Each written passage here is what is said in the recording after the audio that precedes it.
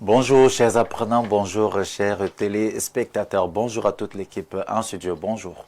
Une fois de plus, bienvenue dans votre belle émission numérique Initiation à l'informatique, l'œuvre justement du représentant résident de l'IEI Cameroun.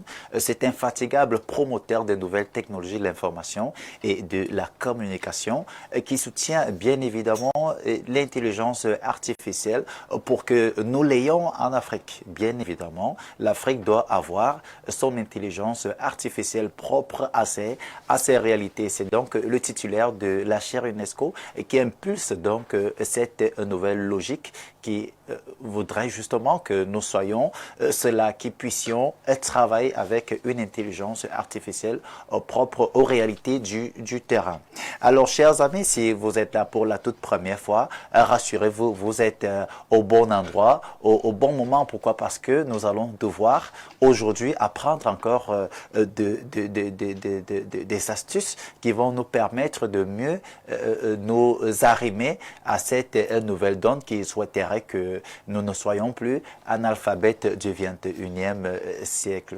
Alors, chers amis, le numéro qui s'affiche au bas de votre petit écran va donc permettre à ce que nous puissions interagir. Si vous avez des questions de cours, posez-nous ces questions de cours. Ou alors, si vous avez besoin de suivre certaines formations dans le domaine de l'informatique ou de l'intelligence artificielle, alors faites-le nous savoir via SMS.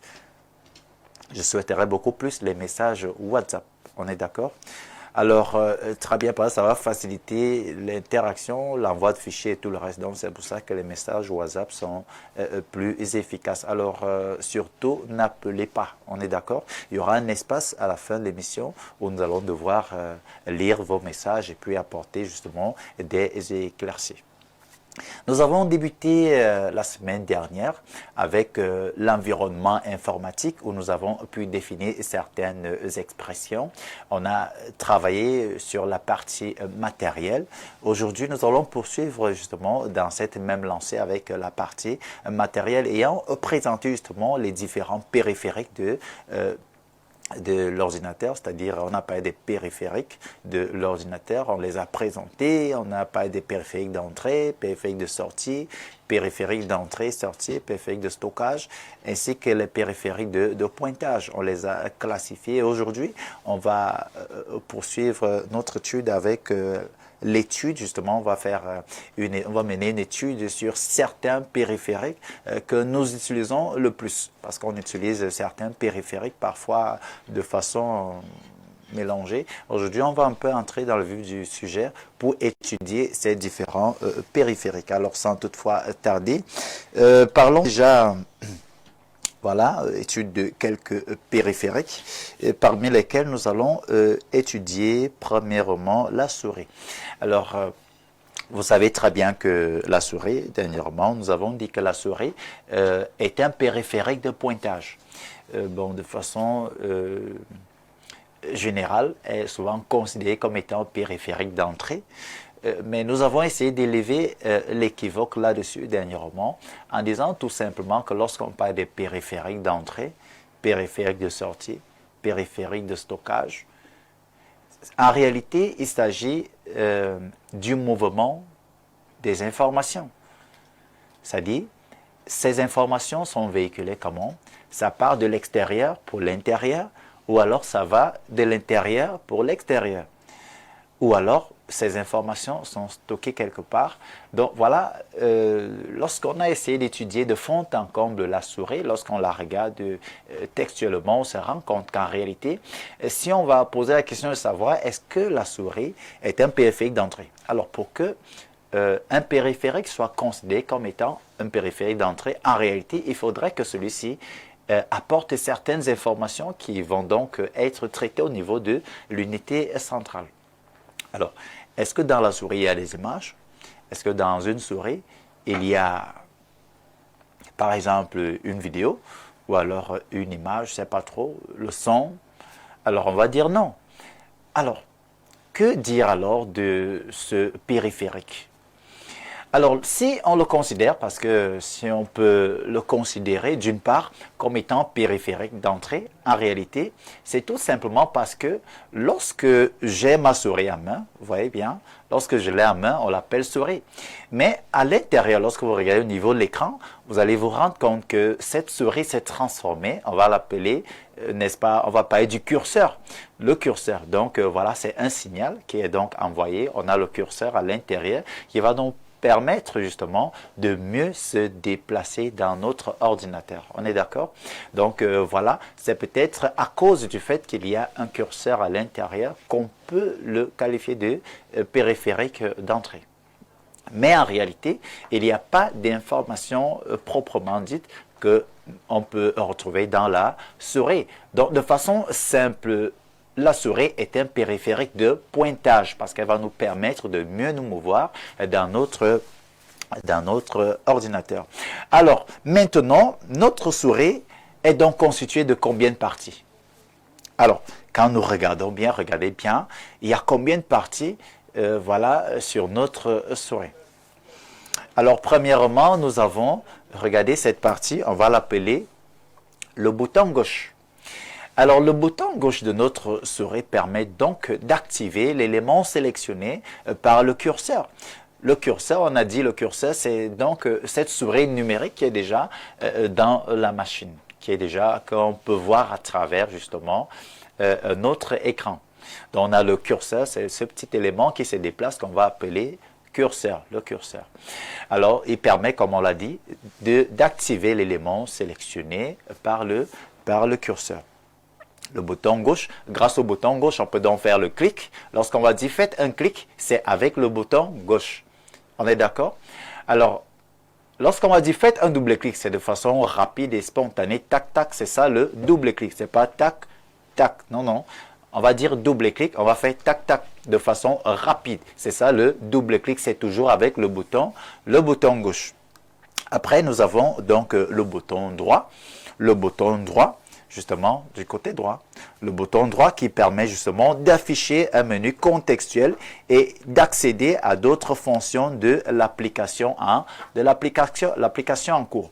Donc, justement, si vous avez déjà positionné votre curseur, je ne sais pas, quelque part, et puis vous faites un clic droit, vous allez voir un menu contextuel qui va donc s'afficher. Il est un peu comme un policier, c'est-à-dire avant validation, il faut d'abord consulter. Il faut passer par la consultation avant la validation. Donc, ce policier va donc permettre d'afficher un menu contextuel et va vous dire qu'est-ce que vous voulez exactement. Et là, on va maintenant faire recours justement au bouton gauche pour la sélection. On va donc cliquer et puis ça va être sélectionné. Donc, après le bouton droit, regardez attentivement, nous avons également la molette. La molette, justement, cette petite roue-là, on peut également, vous allez voir dans certains documents, on va parler de la roulette. Voilà. Donc, on a donc cette molette qui permet justement de faire défiler le contenu d'une page, justement, lorsque celui-ci est important, lorsque ce contenu est important, on peut donc glisser, voilà, aller du haut vers le bas. Donc, c'est important de savoir que notre souris est donc constituée de ces trois éléments. On a donc le bouton gauche, le bouton droit, et puis nous avons la molette. C'est vrai que certains de nos amis citent souvent ce fil-là. Non, le fil n'a rien à voir. Ce sont ces trois éléments. Regardez bien, c'est vrai qu'on peut avoir plusieurs types de souris. On a donc des souris, ça c'est une souris avec fil. On est d'accord? Vous voyez donc le fil qui passe, mais le fil n'est pas une partie, c'est juste une souris avec fil. Comme on peut également avoir des souris sans fil. Alors voilà donc en ce qui concerne justement la souris. Trois parties, bouton gauche, bouton droit et la molette. Alors, allons un peu de l'autre côté. On va maintenant étudier le clavier. C'est très important justement pour nous de savoir que le clavier justement est un élément clé lorsque nous travaillons avec un ordinateur. C'est un élément clé. C'est, comment dire ça? C'est un périphérique clé. C'est un périphérique clé. Nous avons classé justement le clavier dans la catégorie des périphériques d'entrée. Si vous regardez très bien sur notre clavier, vous verrez qu'il y a plusieurs éléments qu'on retrouve, tels que les lettres de l'alphabet. Il y a des numéros allant de 0 à 9. De 0 à 9, on a la ponctuation, on a bien d'autres caractères, ainsi que d'autres touches qu'on va voir comment appeler ces différentes touches. Alors, ces éléments sont donc considérés comme étant des informations qui sont donc traitées à partir de notre unité centrale, raison pour laquelle le clavier est donc considéré comme étant périphérique d'entrée. Alors, notre clavier est donc constitué de combien de parties? De combien de parties? Quelles sont les parties? Ou alors notre clavier est constitué de combien de parties? Alors, regardez bien, nous avons les touches de fonction. Nous avons les touches de fonction, quand on regarde, qui vont de F1 à F12, c'est-à-dire c'est la première ligne vers le haut. Les touches de fonction, on va mieux vous montrer exactement où se trouvent les touches de fonction. Nous avons également le pavé alphanumérique, c'est-à-dire la deuxième ligne. La deuxième ligne constitue justement des chiffres, des caractères, des accents. Voilà, on trouve donc les accents au niveau de la deuxième ligne, le pavé alphanumérique. À côté, nous avons également le pavé numérique constitué justement de ces numéros qui vont donc de 0 à 9. Et enfin, nous avons le pavé alphabétique constitué des lettres de l'alphabet. Alors, on va me demander, c'est où exactement est-ce qu'on retrouve ci, où est-ce qu'on retrouve ça? Regardez attentivement. Nous avons donc les autres touches du clavier, justement, les autres touches du clavier qui n'appartiennent pas aux autres parties citées ci-dessus. On va donc les appeler les touches spéciales. Alors, regardez attentivement, nous avons là, on va donc catégoriser, regardez bien, il y a la première ligne, voilà, les touches de fonction, on va montrer avec une petite flèche en rouge, regardez bien, les touches de fonction, les voilà, en rouge, vous avez, il y a une flèche en rouge qui montre les touches de fonction. Par la suite, regardez la deuxième flèche qui va donc apparaître sur le pavé alphabétique. Donc vous constatez donc voilà, tel que c'est quadrillé là, c'est cet endroit qu'on va appeler le pavé alphabétique, constitué uniquement des lettres de l'alphabet. Voilà, à côté, voilà, on a la troisième flèche qui nous montre justement le pavé alphanumérique, c'est-à-dire c'est la deuxième ligne, c'est-à-dire le deuxième, voilà, alphanumérique. Et enfin, nous avons le pavé numérique. Donc, ce pavé numérique qui va donc permettre à ce qu'on puisse insérer des numéros sur notre, grâce à notre clavier. On peut donc insérer des numéros. Il faut donc savoir que les autres touches, nous avons bien dit, c'est dans le noter bien. Les autres touches du clavier n'appartenant pas aux 4 parties citées ci-dessus sont appelées les touches spéciales. Je reprends. Vous allez constater qu'il y a certaines touches qui ne se retrouvent pas dans les quadrillages en jaune. Ça veut dire quoi? Ça veut dire qu'il y a donc certaines touches qui sont isolées. En réalité, ce n'est pas parce qu'elles ne sont pas des touches du clavier, mais on va tout simplement les appeler les touches spéciales. Par exemple, nous avons par exemple la touche échappe, voilà, la touche échappe, la touche contrôle. Nous avons la touche FN, Alt, Windows. Il y a une panoplie. Backspace, il y a Delete, il y a Shift, il y a Enter. Il y a les touches de direction. C'est-à-dire on peut aller du haut, en bas, à gauche, à droite. Donc, le devoir que je m'en vais vous donner est celui de savoir. Écoutez bien, c'est votre devoir. Vous allez devoir faire ce travail. Le devoir est donc lequel? Nommer, voilà, vous allez donc devoir repérer d'abord sur votre clavier les différentes touches spéciales. Comment nommer les différentes touches spéciales? Ce sera simple.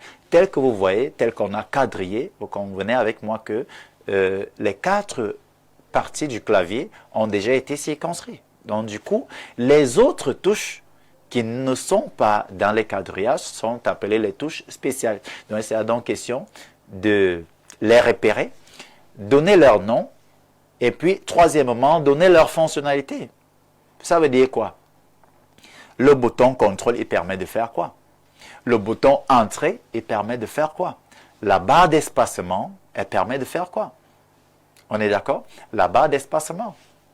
Qu'est-ce que ça veut dire la barre d'espacement? Créer un espace entre deux caractères. Voilà, par exemple, un exemple, je vous ai déjà dit. Bon, je ne vais pas tout dire, c'est justement un devoir. Donc voilà, étudier notre clavier. Ça, c'est un clavier avec fil. Bien évidemment, il y a également des claviers sans fil. Il y a des claviers lumineux. Il y a d'autres claviers qui n'ont pas cette fonctionnalité d'avoir de la lumière dessus. Donc du coup, si vous avez un clavier lumineux, généralement, c'est sur les laptops, on est d'accord, que l'on retrouve des claviers lumineux, tandis que d'autres n'en ont pas. On est d'accord? Donc voilà, on peut donc avoir également certaines dispositions des claviers, des boutons sur le clavier en fonction du fabricant. Par exemple, Samsung, le clavier fabriqué par Samsung n'aura pas la même disposition de touche que le clavier fabriqué par exemple par Lenovo. On est d'accord? Donc, c'est un peu ça. La disposition de touche ne sera pas toujours la même. Même si c'est le même fabricant, il peut avoir plusieurs autres touches de plusieurs dispositions. Vous savez, l'éducation aujourd'hui se veut inclusive, raison pour laquelle on peut avoir une certaine disposition de touche en fonction, par exemple, telle personne est gaucher, l'autre est droitier. L'autre, par exemple, on a un certain type de clavier en fonction, par exemple, s'il s'agit d'un malvoyant, ainsi de suite, vous voyez. Donc, on peut avoir plusieurs types de dispositions de clavier et plusieurs types de clavier également. Alors, très bien, on ne va pas étudier tous les périphériques. Ça, ce sont les périphériques les plus utilisés, c'est-à-dire on utilise beaucoup la souris, on utilise beaucoup plus le clavier. Sans le clavier, je ne sais pas si on peut utiliser notre... C'est vrai qu'il y a également le clavier visuel. Vous voyez qu'il y a même un clavier incorporé justement, même si vous n'avez pas le clavier physique, il y a également un clavier visuel qui est incorporé dans notre système d'exploitation qui va donc nous permettre justement d'effectuer également tous ces travaux. Mais le clavier physique est très important, il est capital, parfois même à partir du démarrage. Si par exemple vous démarrez, vous allumez votre ordinateur, on dit appuyez sur la touche F1 pour reprendre, touche 2 pour continuer. Si vous n'avez pas le clavier visuel en ce moment ne sert à rien. Il faut absolument un clavier physique. Donc c'est un élément primordial, raison pour laquelle nous avons mis on a marqué un temps d'arrêt pour en reparler. Voilà donc présenté en quelque sorte ces quelques périphériques que nous utilisons ou alors que nous allons beaucoup plus utiliser durant notre formation, et puis vous les utilisez dans votre bureau pour vos recherches, pour vos différents travaux. Alors du coup, sans transition, nous tombons sur la partie logicielle de l'ordinateur, cette deuxième partie qui va donc nous permettre de voir exactement comment fonctionne un ordinateur, parce qu'on a dit la partie matérielle et aujourd'hui nous disons la partie logicielle. Ce sont ces deux éléments qui font l'ossature d'un ordinateur. Quand on parle d'ordinateur, c'est deux parties. On a dit l'ordinateur est constitué de la partie matérielle et de la partie logicielle. Donc nous allons, à partir de demain, parler de la partie logicielle, le software. C'est quoi le software? C'est quoi la partie logicielle d'un ordinateur? Donc voilà, chers amis, on a introduit déjà, donc étudier déjà, aller déjà faire quelques petites recherches pour qu'on puisse aller de façon rapide, c'est-à-dire on introduit déjà, on dit déjà la partie logicielle, aller faire des petites recherches, faites vos recherches et puis on va aller de façon rapide. Donc voilà, une fois de plus, le représentant résident de Liège, Cameroun, M. Armand-Claude Abanda, titulaire de la chaire UNESCO Accès TSC, qui lance une fois de plus cette alerte-là. Il faut une intelligence artificielle propre aux réalités africaines. Vous voyez? Donc, on est accompagné justement par la chaire UNESCO pour qu'on puisse réaliser justement certaines opérations qui semblent encore utopiques. Donc, le représentant, le titulaire de la chaire UNESCO Accès TSC, croit que l'Afrique peut également avoir son intelligence artificielle. Donc voilà, et par là, on commence avec l'initiation pour qu'on puisse être à mesure de travailler ensemble avec cette intelligence artificielle. Vous savez, même dans nos téléphones, partout, il y a déjà l'intelligence artificielle. Mais est-ce que vous savez utiliser l'intelligence artificielle? Ou encore, est-ce que cette intelligence artificielle prend en compte les réalités africaines? La réalité africaine. Donc, c'est la grande question et c'est le temps qui est donc lancé par le titulaire de la chaîne, je crois que c'était Afrique centrale. La partie logicielle. Alors, demain, on entre dans le vif du cours de cette deuxième partie de l'ordinateur. Alors, c'est bon pour aujourd'hui. On va marquer un arrêt et revenir pour prendre vos différentes interventions. À tout de suite. Initiation à l'informatique vous est proposée par l'IAI Cameroun, Centre d'excellence technologique Paul Biya. Initiation à l'informatique vous est proposée par l'IAI Cameroun, Centre d'excellence technologique Paul Biya. Initiation à l'informatique vous est proposée par l'IAI Cameroun, Centre d'excellence technologique Paul Biya. Initiation à l'informatique vous est proposée par l'IAI Cameroun, Centre d'excellence technologique. Welcome back sur le plateau de l'initiation à l'informatique présenté par l'IAI Cameroun. Alors, nous avons fait cours ce matin. On a étudié quelques périphériques de l'ordinateur. On a étudié la souris, on a étudié également le clavier. On va donc prendre ces différentes interventions. Alors, bonjour à vous, monsieur Privat. Bravo pour le cours de cette matinée. Ça m'a permis de comprendre que la souris a trois parties, le bouton gauche, le bouton droit et la molette. Patrick depuis Bafoussam. Merci à vous, Patrick, d'avoir suivi le cours. Merci, cher Privat, vous présentez très bien votre émission. Seulement, je ne sais pas comment faire pour suivre les cours de l'IAI tous les jours parce que je vais au travail et puis je rate souvent les cours.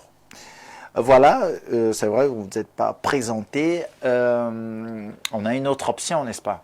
Il y a des cours en ligne. Donc, vous allez tout simplement sur le lien, vous allez tout simplement sur Facebook, vous tapez Info TV, ouais, Info TV, et puis vous allez suivre les cours en ligne.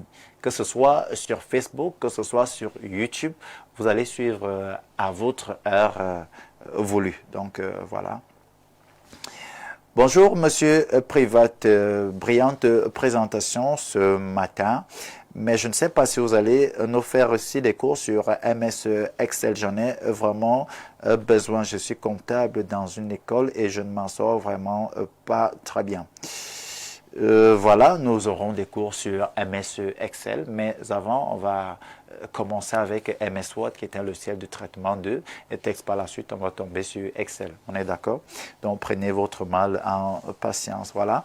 Le temps qui nous est donc imparti nous oblige à marquer un arrêt pour l'édition de cette matinée, tout en espérant que le cours d'aujourd'hui a été primordial et surtout capital pour les travaux futurs que vous avez en projet. Alors prenez donc soin de vous et à nous revoir demain lorsqu'il sera exactement 9 h sur votre monde. Restez surtout en compagnie de la suite des programmes d'info télévision, la télévision de proximité et du vivre ensemble. Ciao!